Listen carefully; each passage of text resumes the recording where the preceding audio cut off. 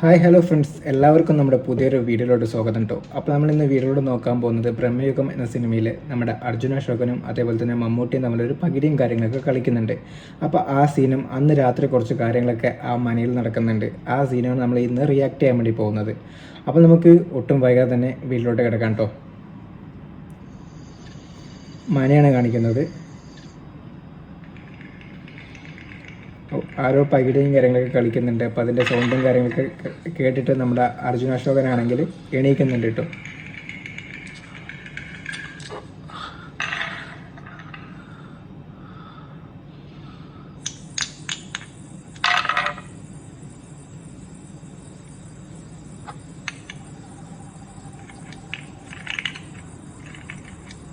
മമ്മൂക്കൾ പകിട കളിക്കുന്നുണ്ട്.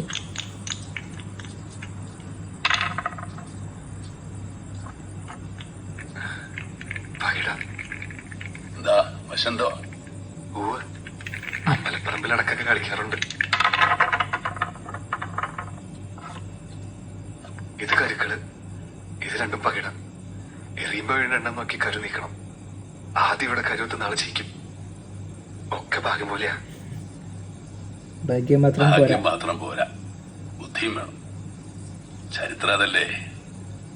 കേട്ടിട്ടില്ലേ മഹാഭാരത യുദ്ധം? അതൊരു ചതിയായിരുന്നില്ലേ?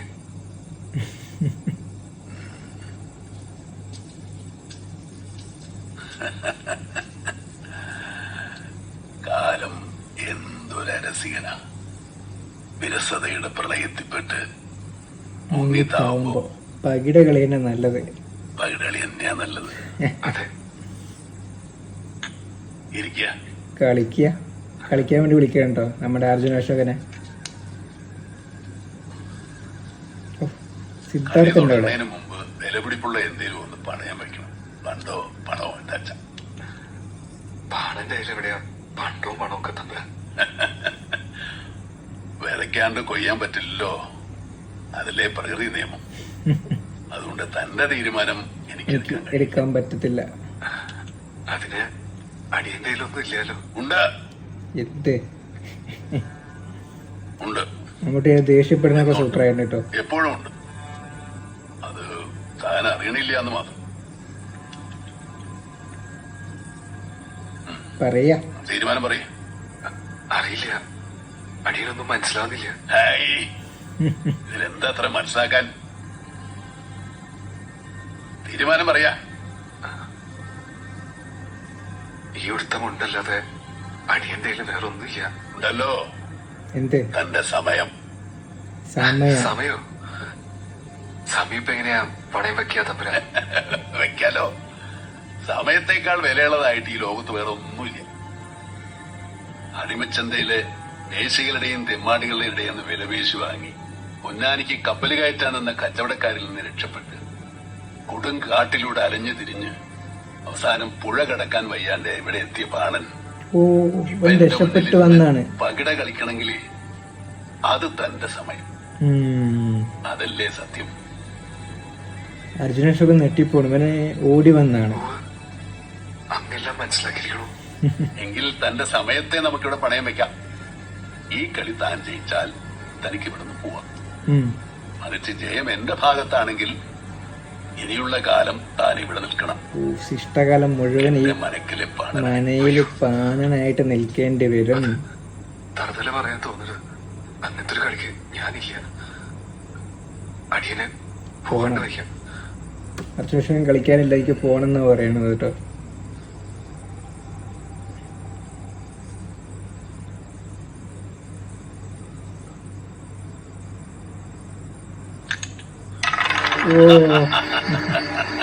കയ്യില് വാങ്ങിയിട്ട് കൈ പെട്ടെന്ന് വലിച്ചു.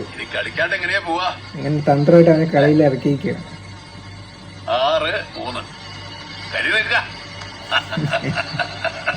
അർജുന അശോകൻ നെറ്റിപ്പോയിരിക്കണ്ടോ.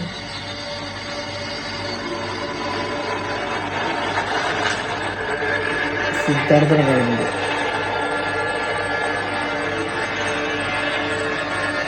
കാട്ടുകോഴി.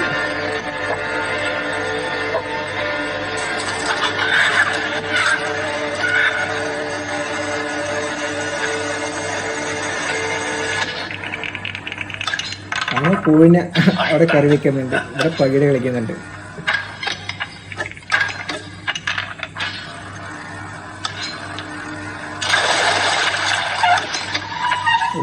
ഫുഡ്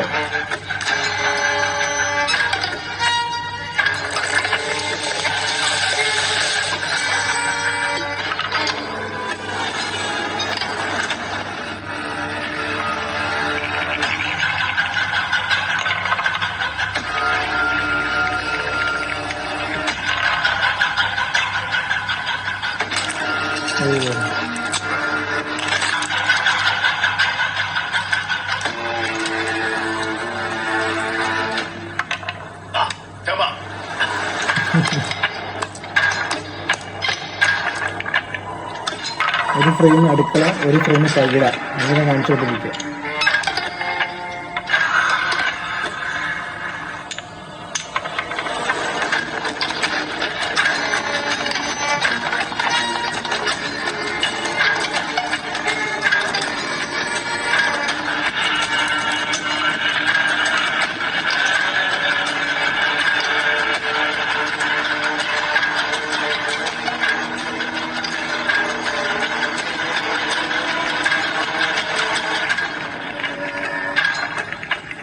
ഇതിൽ 12 വീണാൽ താൻ തോറ്റു എന്നർത്ഥം. ലാസ്റ്റ് എത്തിട്ടോ, 12 വീണാൽ തോറ്റു, മമ്മൂട്ടി ജയിച്ചു. ഓ 13 7 വീണത്.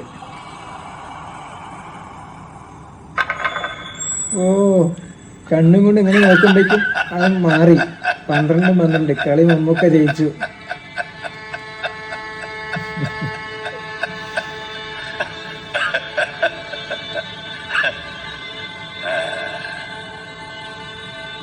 ഇപ്പൊ ശിഷ്ടകാലം ഇവിടെ നിൽക്കേണ്ടി വരുമോ? ഇവരൊരു തമാശയായിട്ടാ കരുതി തോന്നുന്നു. എന്നാ പിന്നെ അടിയൻ അങ്ങോട്ട് ഒരു ഷോക്കായി. അർജുന അശോകൻ മമ്മൂട്ടി അവിടെ ഇങ്ങനെ നോക്കിക്കൊണ്ടിരിക്കുക.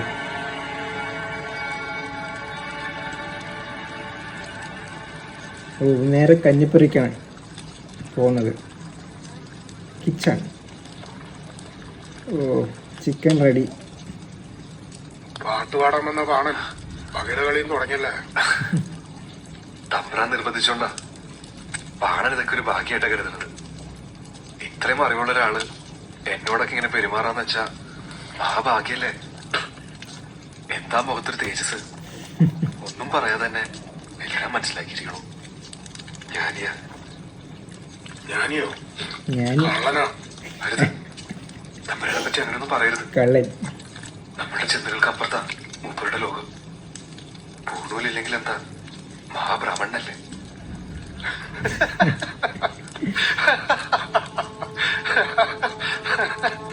എന്താ ഈ കാണുന്നൊന്നും അല്ല അവൻ. വിശ്വസിക്കണ്ട, ചതിക്കും. ഈ കണ്ണല്ല ശരിക്കുള്ള സ്വഭാവം.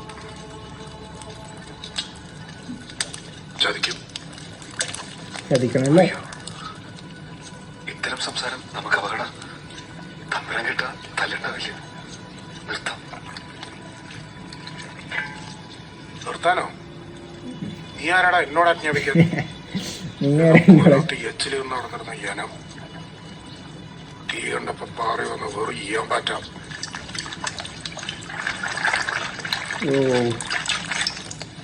വലിയ വാചകമൊന്നും വേണ്ട. ഇവിടെ നമ്മൾ രണ്ടാളും ഒരുപോലെ തമ്പുരാന്റെ താളത്തിനൊത്ത് തുടർന്ന പാവകൾ. നിനക്ക് ഞാനൊരു പാണനാവും. തമ്പുരാനെ ഞാനിവിടുത്തെ അതിഥിയാ. അത് നീ മറക്കണ്ട. അവനോട് ചെറിയൊരു കയ്യേറ്റ് തർക്കം പോലെ സംസാരിച്ചുകൊണ്ട് അർജുന അശോകൻ പോയി.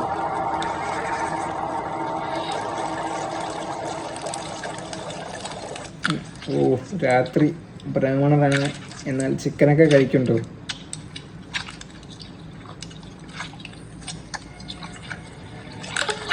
ഓ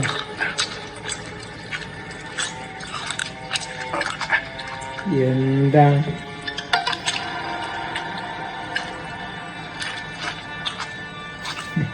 അർജുനേഷകം വരെ നെറ്റിട്ട് എന്താ കഴിക്കല്, എന്ത് കഴിക്കലത്?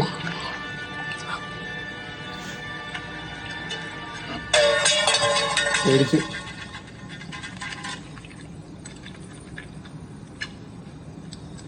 മനസ്സ് വിചാരിക്കണോടത്ത് ശരീരം നിൽക്കണില്ല. പ്രായത്തിന്റെ ആവും.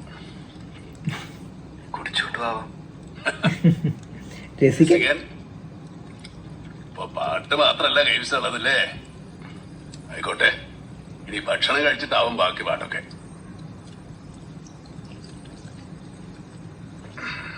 ശരീരം ക്ഷീണിച്ചാൽ തന്റെ അമ്മ പാറു വിഷമിക്കും.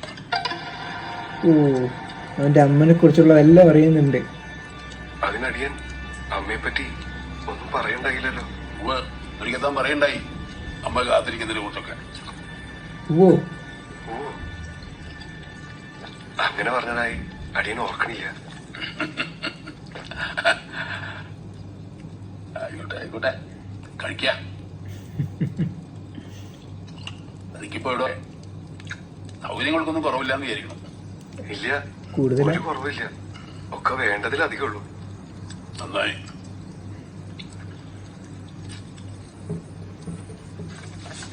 ഒരു ക്വസ്റ്റ്യൻ ചോദിക്കുന്നു. അപ്പൊ പിന്നെ താനും വെപ്പുകാരനായിട്ട് എന്താ പ്രശ്നം? ഒരു പ്രശ്നമില്ലല്ലോ.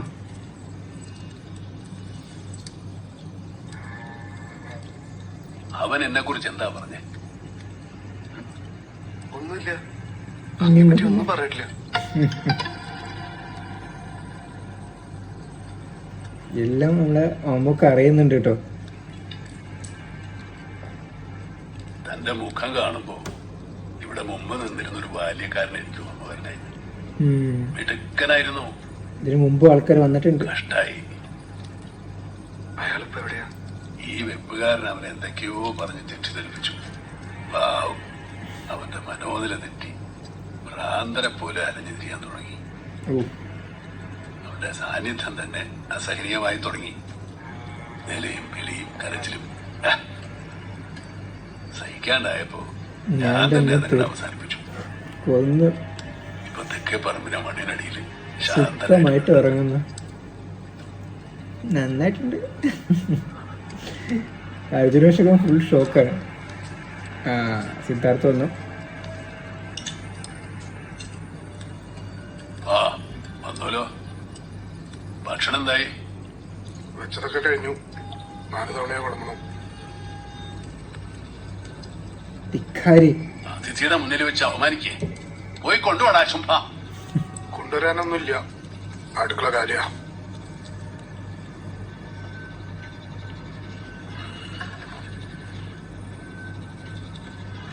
കുറെ കഴിച്ചിട്ടും മതിയാവുന്നില്ല. കോഴി പോവുകയാണ്, കാട്ടുകോഴി പോലെ. എന്താത്?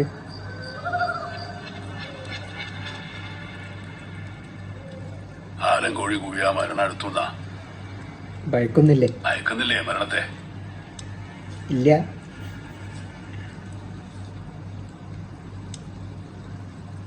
ഇല്ല. ഫ്രെയിം അടിപൊളി കേട്ടോ, ഫോക്കസ് ചെയ്ത് വെച്ചിരിക്കുന്ന. മതി. തല താഴ്ത്തു. നായ. ദേഷ്യം വരുന്നുണ്ട് സിദ്ധാർത്ഥന്. താഴ്ത്താനോ പറഞ്ഞേ? സിദ്ധാർത്ഥ താഴ്ത്തുന്നില്ല കേട്ടോ. ദേഷ്യം. ഓ, അവിടെയുള്ള എല്ലാ വസ്തുക്കളും ചലിക്കാൻ വേണ്ടി തുടങ്ങുന്നു. ഒരു വൈബ്രേഷൻ.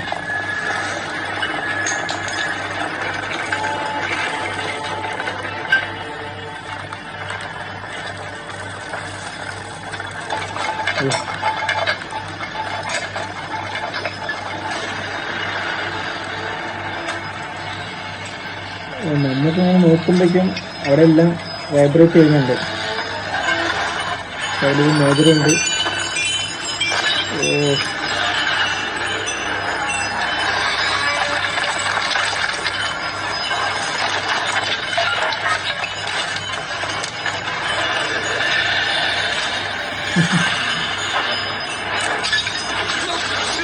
ഓ, ഈ കഴിഞ്ഞാകുമ്പോഴേക്കും അവനിങ്ങോട്ട് വന്നു.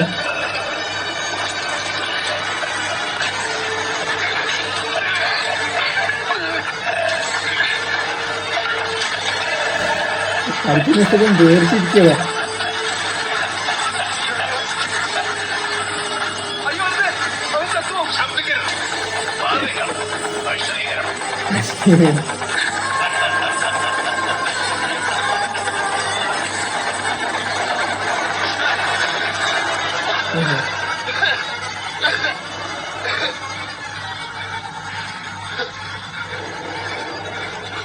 വെറുതെ നോക്കി നിൽക്കാതെ പാട്ട് പാടുക. പാട്ട് പാടാൻ വേണ്ടി കറിയാണ്.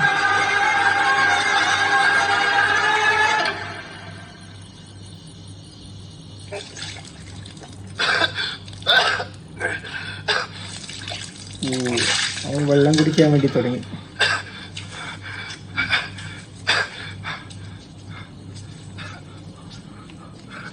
മൂപ്പരാരാ? എന്റെ അമ്മയെ പറ്റി മൂപ്പരെങ്ങനെ അറിഞ്ഞേ? അർജുനാശോകം പേടിച്ചിരിക്കട്ടോ.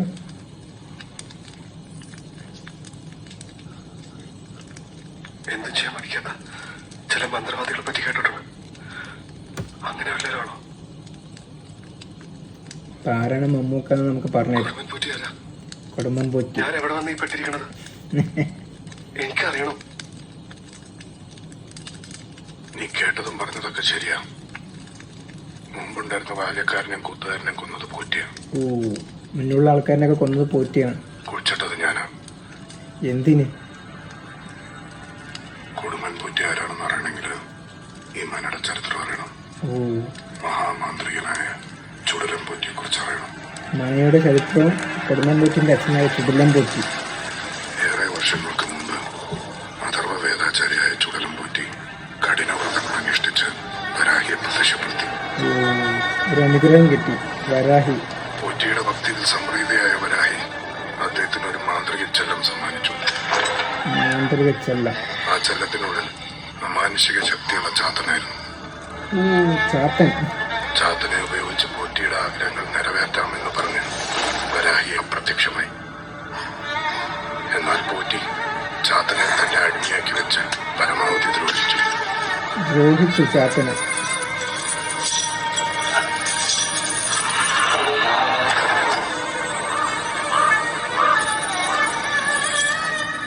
പൊറുതിമുട്ടിയ ചാത്തൻ ഒരു ദിവസം മദ്യപിച്ച് ലക്കേട്ട പോറ്റിയോട് തന്റെ വായിലേക്ക് നോക്കിയാൽ നരകം കാണാമെന്ന് പറയുന്നു. മദ്യലഹരിയിലായിരുന്ന പോറ്റി വായിലേക്ക് നോക്കിയതും ചാത്തൻ പോറ്റിയുടെ ആത്മാവിനെ വലിച്ചെടുത്ത് കൊന്നു. അങ്ങനെ പോറ്റിയിൽ നിന്നും സ്വതന്ത്രനായ ചാത്തൻ മനം മുഴുവൻ തന്റെ നിയന്ത്രണത്തിലാക്കി. അവിടുത്തെ അംഗങ്ങളെ എല്ലാം നിർദ്ദയം കൊന്നൊടുക്കി. അതിശക്തരായ പല മന്ത്രവാദികൾ വന്ന് ശ്രമിച്ചിട്ടും ചാത്തനെ തളയ്ക്കാൻ സാധിച്ചില്ല. ഒടുവിൽ മനക്കിലെ അവസാനത്തെ സന്തതിയായ കൊടുമൻ പോറ്റി ചാത്തനെ തളയ്ക്കാനെത്തി. അങ്ങനെ ലാസ്റ്റ് കുടുംബം പോറ്റി മനയിലേക്ക് വന്നതാണ്. അപ്പൊ ഇവനും ചാത്തൻ കൊന്നിട്ടുണ്ടാവും. അപ്പൊ അവിടെ ഉള്ളത് യഥാർത്ഥ ചാത്തൻ. ഓ,